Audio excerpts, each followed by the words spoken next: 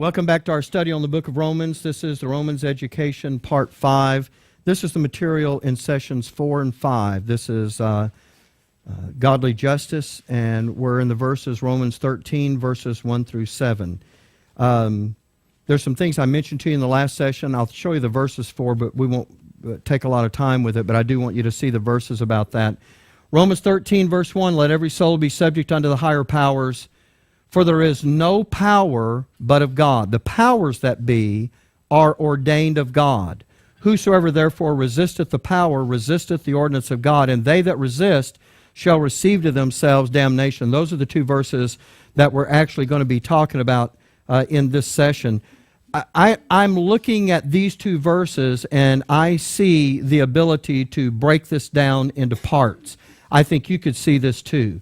The first one is going to be in verse 1, let every soul be subject unto the higher powers. And that is the exhortation.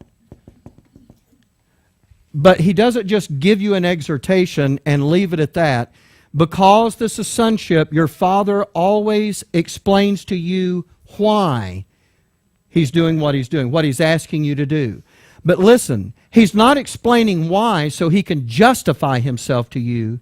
He is explaining why so that you'll understand the thought process behind it so you can begin to think about this the way your Father does. Do you see that? Critical difference. So in the next part, that first one in verse 1, that's a single sentence, and that is the exhortation. Then I see a part where in chapter 13, also in verse 1, is another part where it says, for, and that for, folks, is a for of explanation. In other words, he's telling you why he's asking every soul to be subject unto the higher powers. For there is no power. There is no power but of God. That is the first reason that you're given as to why we are to subject ourselves unto the higher powers. The next part, and by the way, that break is at the colon. If you look at this, this is real easy to break it down. The next part is the powers that be. This is also in 13:1. The powers that be are ordained of God. I'm going to regret not filling all those in, but I'm trying to go faster. So here's the two reasons why. Then, when we talk about, when we get to verse 2, what are we going to be? In fact, can you back me up one? There you go, Trent, thank you. In verse 2, where it says, whosoever therefore. And when you get a word therefore, you know what you're doing? You're looking at a conclusion. Someone says something and then they say, therefore, now they're going to make a conclusion based on that. And I see in chapter 13, verse 2, there are two parts to this conclusion. Here's the first one. Whosoever therefore resisteth the power,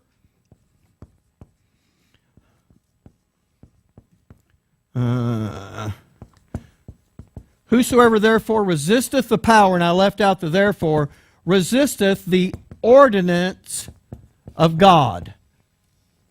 There's the first conclusion. And then look, another colon. That's a natural break. Now we've got the last part, and they that resist shall receive to themselves damnation. And I know that right now some of you are kind of mentally scratching your head saying, what does that mean? That if we resist the power that we, receive to ourselves damnation? I mean, what's going on with that? As a matter of fact, I realize, and I'm only just taking these two verses, all that we'll have time to do today, but we're going to have to do the same thing next week in verse 3 where it says, for rulers are not a terror to good works. And everybody looks at that and they go, well, he must have had something else in mind because, man, the government today, it's doing everything. It's taking prayer out of schools. It doesn't let the Ten Commandments get posted in the courthouse. It takes the nativity scene off of government property. It's, it's doing all of this to limit. You are misdefining the good and evil in verse 3. You're thinking that government is supposed to be promoting some brand of Christianity. And that's not what's going on with that at all. As a matter of fact, I'll show it to you now because this is really great. Would you just turn there and let me just show you one word and then we'll get right back on track? Because for those of you that like to study this out ahead, I'm going to give you the key to understanding this part that we're going to look at next week. Romans chapter 13, and look in verse, sorry, take me a second to get over there. Look here in verse 3. And I want you to read this carefully. For rulers are not a terror to good works, but to the evil. See, it didn't say, but are a terror to evil. It said to the evil. This has something very specific in mind. And if you don't define these terms right, you're going to create a doctrine that Paul never meant for us to have. And so, as a matter of fact, that's true in the United States of America, verse 3. And it's also true in China. And it's also true in Iran. And so we really need to look at this and see what it is. Okay, we'll do that. I just wanted to show you that article makes a difference there in verse 3. Because you could just write it without the article. It'd make sense, but not the sense that we're supposed to get out of that. Okay, and so here's what we have. We have the exhortation, and then we have the, you can call them the proofs or the whys of it. And then here, we have the conclusion. And that's the way we're going to study these in these parts. And we've already been through that exhortation, let every soul be subject unto the higher powers. I don't think there's anything else that we need to talk about for there because I think we've seen everything that's there. So let's focus in now to give you this next slide, please, Trent. We did the dominion thing, so I don't do that. So give me the next one after that, and after that. There we go. By the way, I didn't do this, but when we talked about people wanting to make exceptions, when you read those first 7 verses in Romans 13, let every soul be subject unto the higher powers, for there is no power but of God. The powers that be are ordained of God. Whosoever therefore resisteth the power, resisteth the ordinance of God. When you read all of that, you don't find any caveats and you don't find any exceptions. He didn't say, this is what we do as long as the government spends your tax money this way. There is none of that in there. He is making a clean, across-the-board statement. And it is for a reason that he's doing that. I know I keep saying that. We're going to come back to that very quickly now.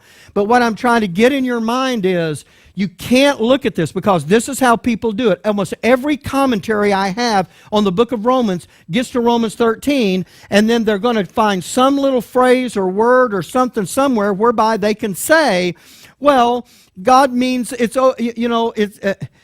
someone asked me the question, they said, well, what if the mafia took over the government of the United States? Would Paul be saying that about them? And I said, if they are what comprise the government, yes. And he looked at me and he said, well, how can that be? I said, how do you think any government got to where they are? Really? You think God magically installed it?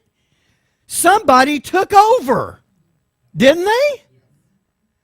I mean, you know, and so you have all of this going on. Look, there's no righteous government on the face of the earth. And I'm glad I'm living in this country, but I have no illusions about what we do here as compared to what our Heavenly Father wants to do. So anyway, with that out of the way, Romans 13:1,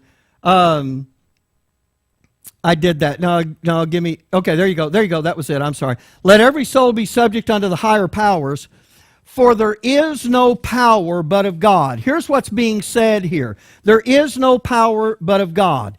It is saying that God is the creator of human government. In other words, don't look at human government and say that was some man's idea. Look, Tommy erased it. On the timeline, that 1,700 years between Adam and the flood, no one ever had the idea to come up with human government. No man did that. It was God. It's what we call a divine institution. In other words, God is the creator of it. Just like the church is a divine institution. Just like the family is a divine institution.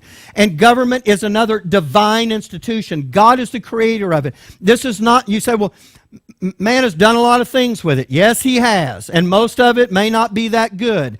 But the idea of government is God's, and he created it to do one singular thing above all else that government does. One single thing. And up to this point, every government in the world does that one thing. And if it does, listen carefully, I'm not saying you can start a church or you can be a missionary, but if you live in that country as a son, you can, as long as the government does that one thing. Your sonship life will work.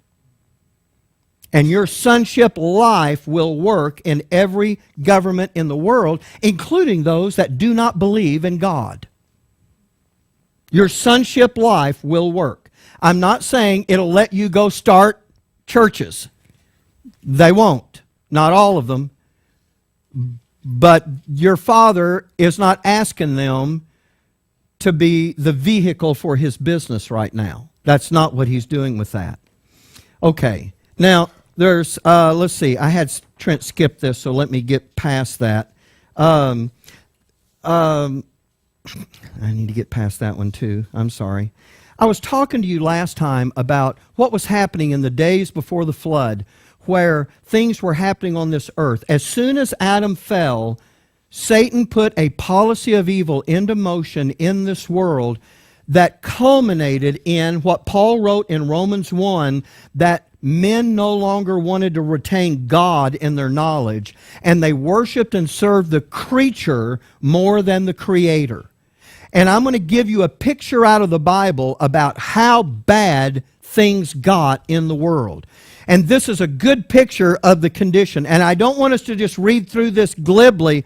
I want us to be able to really see this. By the way, this is that verse I said I would show you earlier. Give me this. Back me up to the Corinthians verse, Trent, because I know you were anticipating where I was going, and rightly so. If you can find it. There you go. Remember I told you he was going to put all those governments down? Why, if they were the vehicle for doing God's will, would he do that? For as in Adam all die, even so in Christ shall all be made alive, but every man in his own order, Christ the firstfruits, afterward they that are Christ that is coming.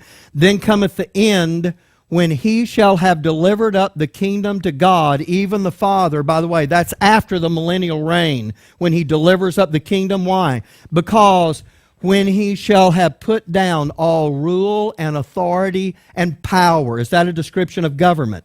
Yes, it is. And it says, for he must reign till he hath put all enemies under his feet. And that's what the millennium is doing. It's purging out the last of the enemies on the earth, and then he's going to put down all governmental authority. I just wanted to show you that verse and bring it up. Okay, now, with that, let's go back now to that next one. Okay, Genesis chapter 6 and verse 5. And God saw that the wickedness of man was great in the earth. By the way, this is the days preceding the flood. And that, now when he says the wickedness of man was great, don't think about this the way we have conversations. This is God's estimation of this. And this is a huge issue. And then look what he says. And that every imagination of the thoughts of his heart was only evil continually. There's some very significant words there. Only evil. And then continually. There is nothing good going on. Men have become so depraved in what they're doing on this earth that they have totally corrupted themselves. This is what God is looking at. All right, let's look at this next verse. Verse 11. The earth also was corrupt before God, and the earth was filled with violence.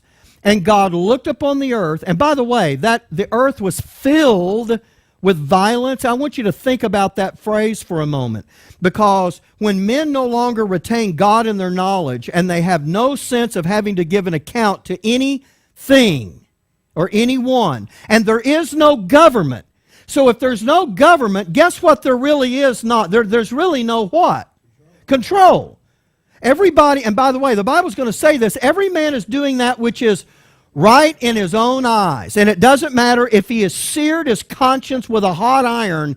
If it's right to him, then it's right. And it doesn't matter. There is no standard. By the way, remember when we started this thing about justice? I told you that every system of justice is based on someone's norms and standards for what is right and what is wrong. We're going to learn our Heavenly Father's. And He is the one, by the way, that if you don't have His standards for right and wrong, then everybody's just inventing their own. And no telling where that goes. So he says, and this phrase is very significant because it's going to talk to you about not the general issue of government having control, but the very specific issue that is at the core of what government is supposed to control. So just have that in your thinking as we read. The earth also was corrupt before God, and the earth was filled with violence. And God looked upon the earth, and behold, it was corrupt, for all flesh had corrupted his way upon the earth. Now I'm going to give you the next verse. And God said unto Noah, the end of all flesh is come before me. And that's the sentence I said I was going to show you. This is not God saying, I'm going to destroy them. He is, and He's going to say that, but not here. Here, He's telling Noah, I see the end of it all forming up right in front of me. How do you know I'm right when I say this? Because the next phrase starts with the explanation of for. It's the reason he just said what he said. I took my umbrella, for it was raining. That's the reason. And God said unto Noah, the end of all flesh has come before me. Why? For the earth is filled with violence. What are people doing? This is the second time this word has come up in just a few verses. He says the earth is filled with violence, what are people doing?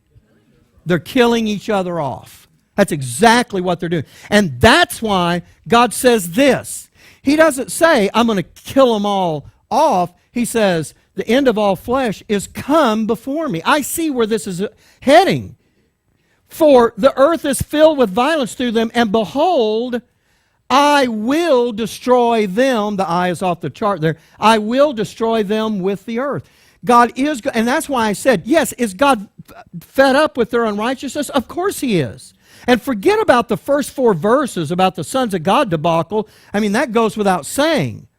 But God is saying, if I'm going to salvage mankind, I'm going to have to stop the violence. I'm going to have to stop them from killing each other indiscriminately. Let me tell you something. It is real easy to get on a bandwagon to bash people who are in a governmental authority to control areas of violence. And I'll give you one example of that, a police department. It is real easy to start bashing a police department. And I'm not saying that every police department is perfect. But I am saying this, don't have one, and you know what will be happening? People will be killing you for your stuff. It'll be total anarchy in this country. Total chaos. Oh, I'll say it to you another way. The earth will be filled with violence. And already violent acts take place, and we have this control. But we have it to a lower extent. Not so much that the policy of evil is able to take it and eradicate mankind off the planet. But these governments all across the world, these governments now are able to exercise a control, not just generally, they do that. Yes, we have traffic laws and all of that kind of business. But most importantly, folks, to control the violence that would be taking place on this earth if we didn't have these systems of government in place. And by the way, if that's the only thing government did is to provide a society whereby, look, when I go out in my yard, I don't ever worry about somebody shooting me. Billy and I never have an inkling about going into town and being in a public place and fear for our lives? Do I realize there are thieves and robbers and people up to no good? Of course. But do you know, in all of my years, now not everyone here will be able to say this, but in all of my years, do you know how many times I've been robbed in a potentially violent situation, or robbed at all? None. None. Now, not everybody's that lucky. Well, I say robbed personally. Have I had my home broken into? Yes, I've had that. But I've never encountered the other. It's not that I can't leave my house and think that my wife, I have very good reason to believe she's going to be okay when I get back, because the society we live in is controlled to the extent that I have a pretty good feeling about that. Now, that may not be able to be said about everywhere, but it's not like that. It's not out of control everywhere, and that's my point. I'm not afraid to walk down the street where I am. I'm not afraid to drive home tonight and stop in the middle of nowhere where a store is closed and pump gas because I can use my card and the computer will just do its own thing. I'm not afraid to do that because Rick gave me a 9mm and I carry it in the car. But other than that, I mean, that aside, I mean, you know what? I try not to be like a goose with my head in the sand, but do you know how many times any of those situations have arisen for us? None. And how long have we been coming down here? And let me tell you, we've stopped in some pretty desolate places and had to get gas because I meant to stop and I passed the exit and didn't, and now I've got to stop at the first place I can stop at, and of course it's closed and no one's there. And yeah, there's a lot of potential, but you know what? We've always been safe as far as I know. Do you know why? Because there is an atmosphere of control. I'm not saying we can't be, okay, we'll get it tonight. I get it. Okay, on the way home tonight, that'll be it. But my point is, it'll be the anomaly. It won't be the rule. Are you with me of what I'm saying? Okay, so God's looking at this and he's saying, if my son is not going to come to perform his redemptive act until the fullness of time has come, I can't allow this to degenerate to the place that it did before. I'm going to have to install some kind of control. And now let's talk about what human government is supposed to do. Because we understood that government in the heavenly places when there was no sin, and we understand that government out in eternity when all that has been done away with is going to be the vehicle by which God conducts his business. But right now, God is intervening so that the policy of evil does not create a situation whereby mankind will annihilate himself from the face of the earth. It is now to control the violence. And that's what human government is supposed to do. And folks, it does do that. It does that. Is it perfect? No, because there are always men who are lawless. There are always men who are lawbreakers. But there is a system of justice that is meant to punish the evil. Now, with that, let me take you to the next. Give me that next verse, Trent. It should be the second part of Romans 13:1. I think it is, anyway. I'm probably off track with him. You know what? You'll have to skip that. There you go. No. I need that Romans 13:1. It should be on session 5. It should be the very first PowerPoint slide. There should be an empty slide in between these sessions. If that's where we are. Oh, you know what? I'm sorry. We passed that, didn't we? Oh, boy, I'm not going to have time to talk about that. No, let's just do that. Give me that list. I know that's what's next. Here's the review that we have up to this point. And this will be good for us to take off on this. No, give me the next slide.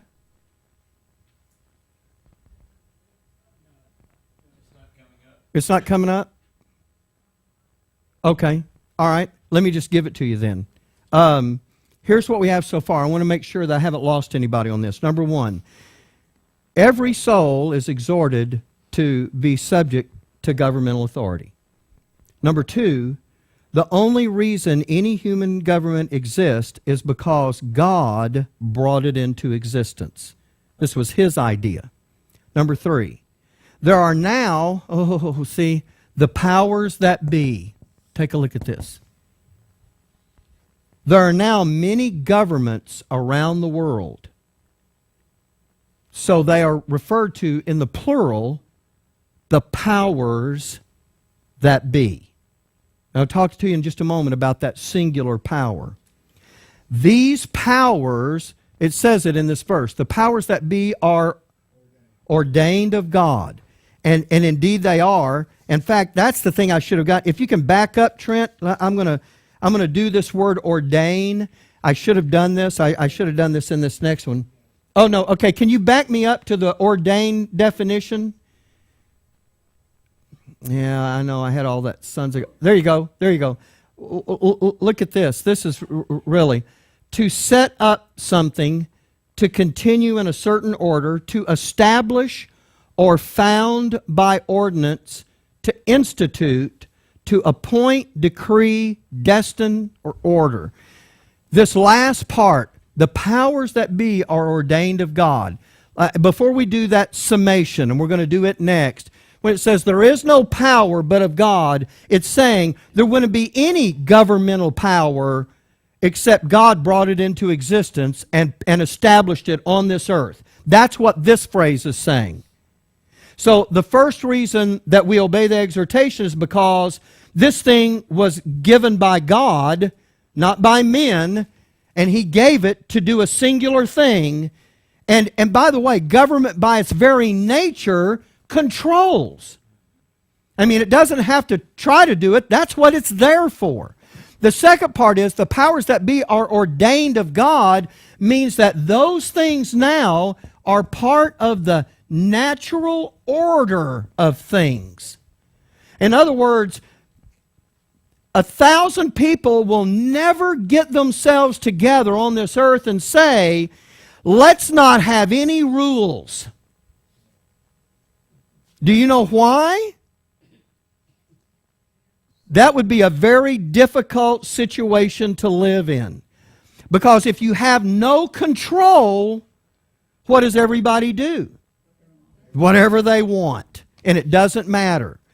So, do you know of any nation in the world that says, we've decided to have no government? You know why? Because God, when He ordained it, He made it part of the natural order of things. No group of men. If you live by yourself on a desert island, you may get along without government.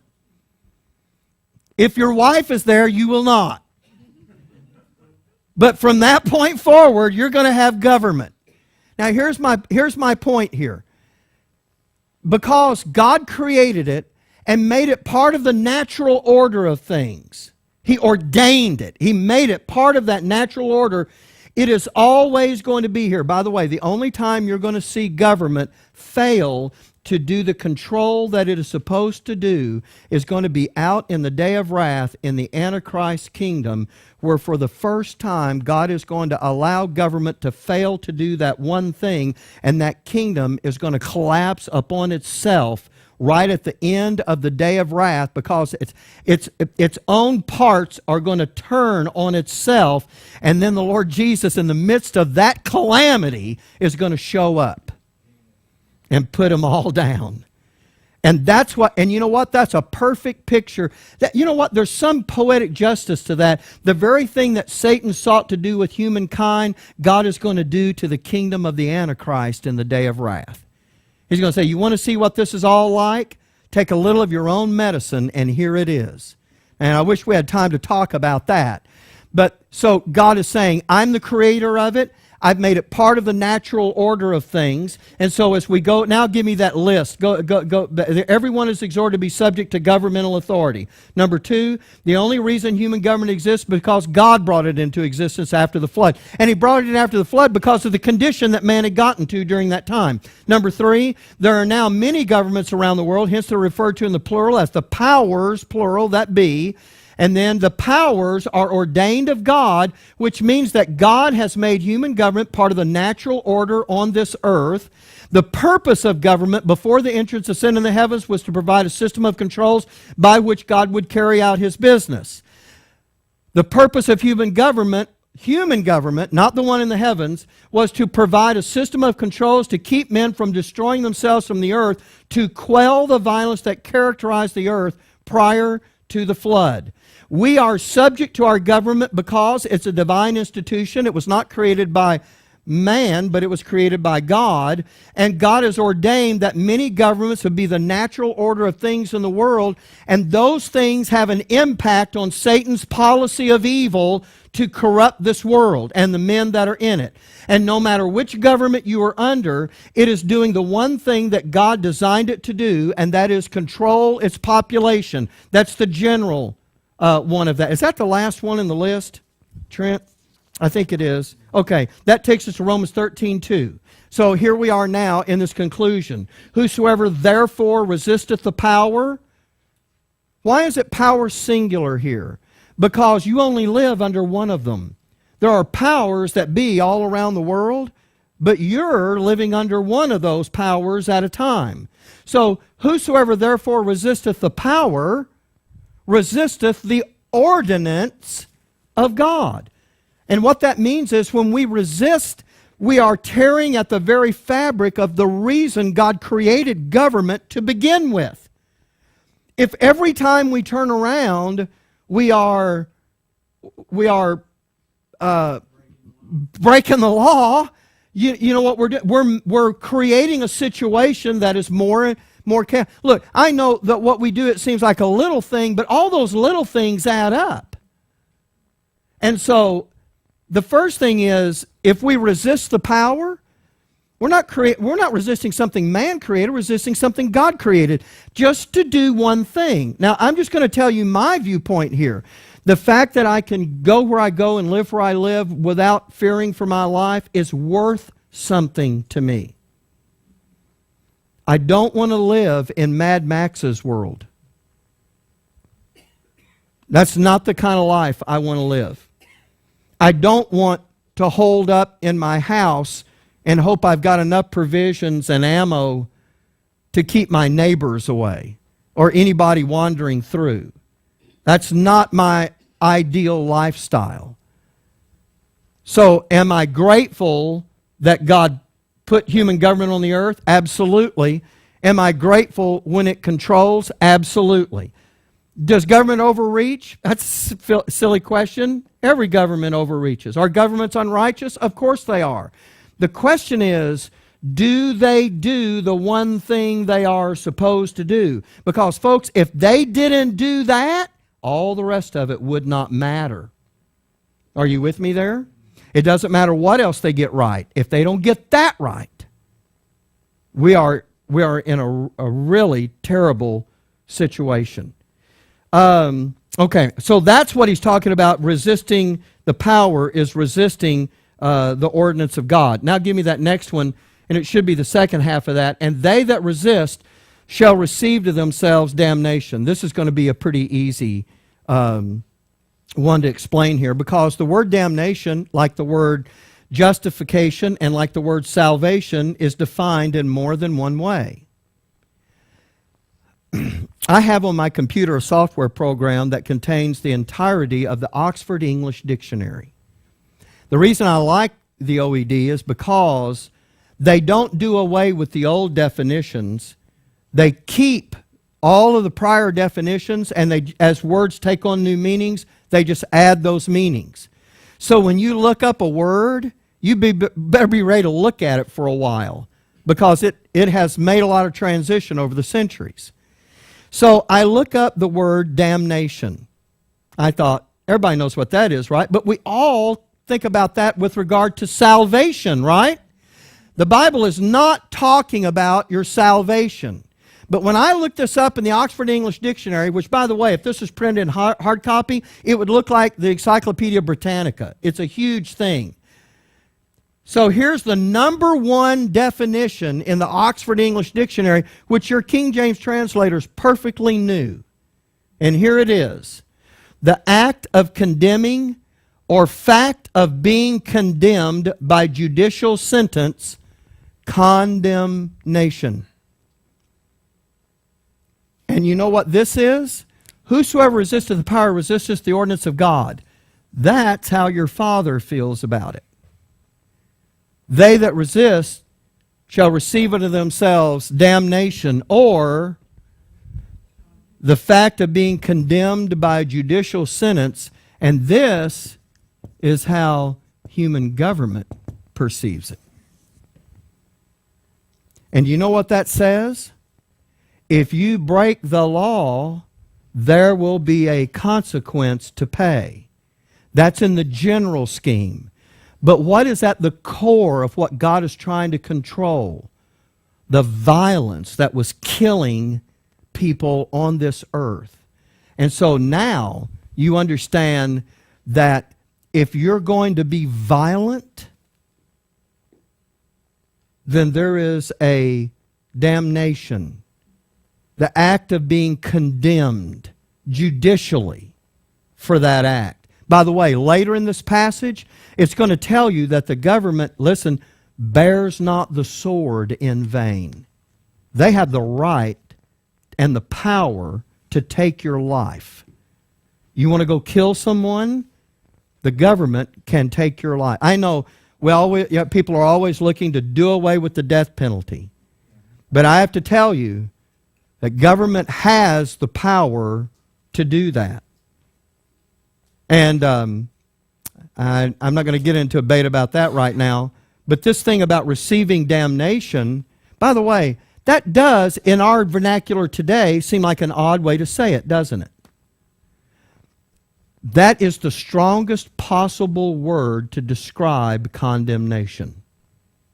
And when you hear that word, isn't there a little bit of fear that comes into your thinking with that? And there should be. By using the word damnation and not just condemnation, we suddenly start, and that's why I don't think this is just talking about breaking the speed limit. I don't think that's the word that God would reserve for going 10 miles over the speed limit, especially out in royalty where I am.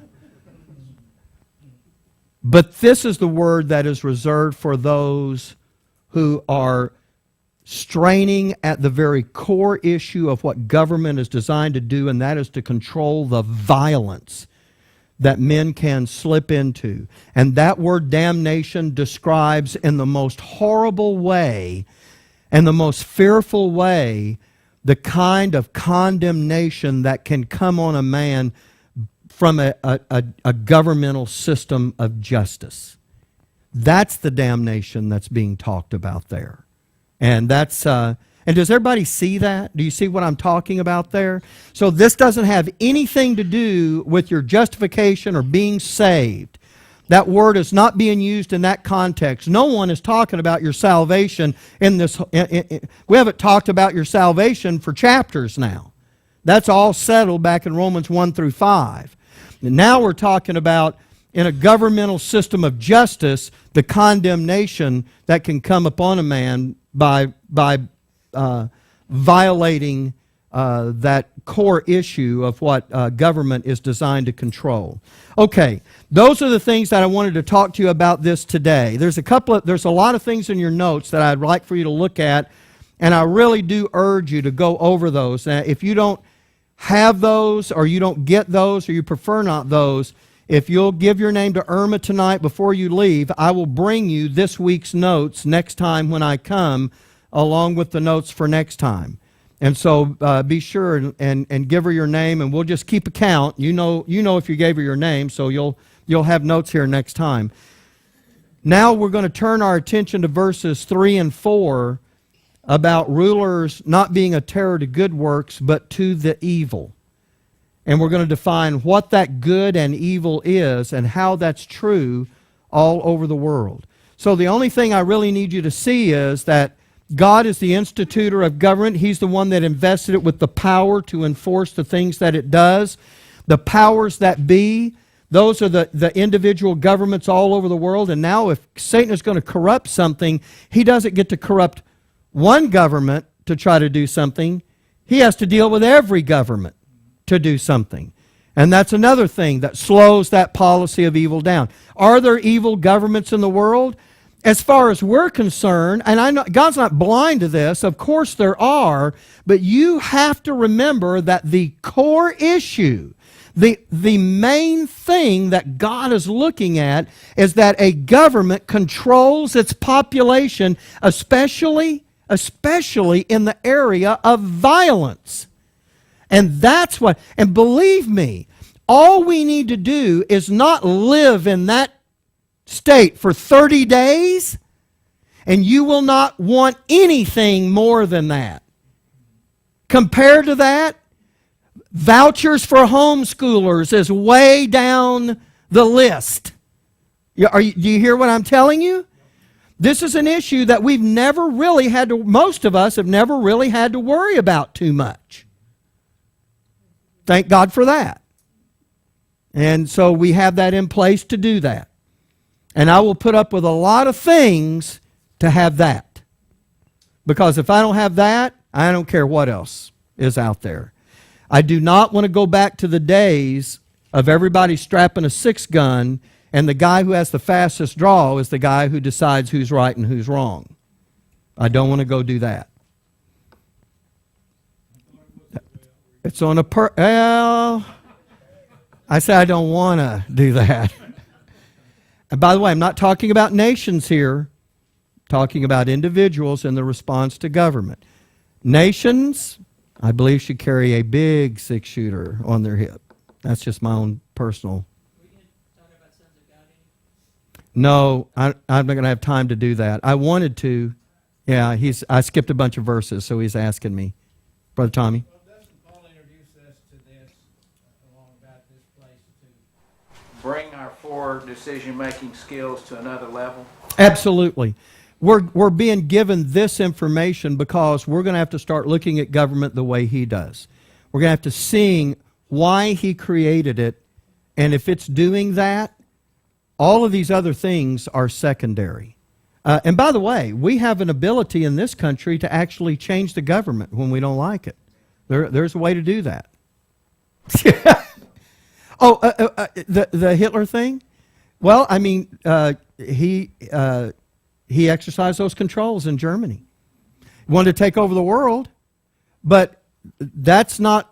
But look, if he had taken over the world, do you know what? Okay. Well, he did, but you know what? Every government that's in power overthrew the one before it today. We look at Hitler because he was a bad guy.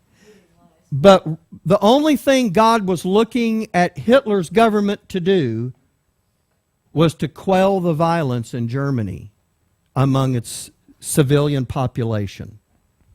He may have had designs to take over the world, and the rest of the world, well, not the rest of the world didn't defend themselves against him.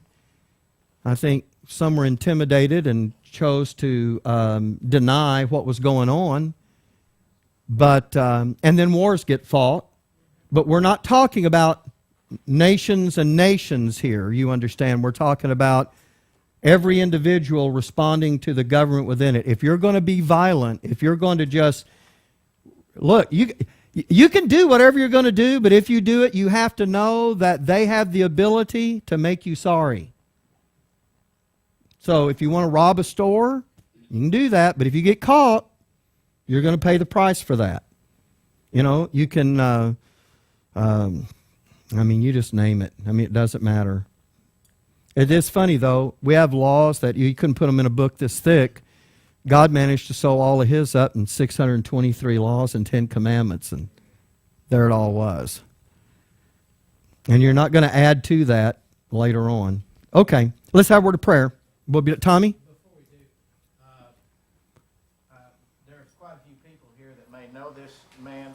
The pastor of First Baptist Church just passed away Sunday night, Brent Farron. Oh, really? You know Brent. I do. And anyway, so I don't had a massive heart attack. I don't know when they're having the funeral. I couldn't find out today. When? Saturday. It's going to be Saturday. Okay. So 4 o'clock. Good. I was hoping somebody would know. Okay, John. Before the study ended, I really wanted to ask you, does this have a double reference for, since we are being trained, especially like in Romans 12, right? He's telling us that we all have different offices, that we're all part of this body. Some are eyes, some are, different levels. And not to think of ourselves any higher than we ought to.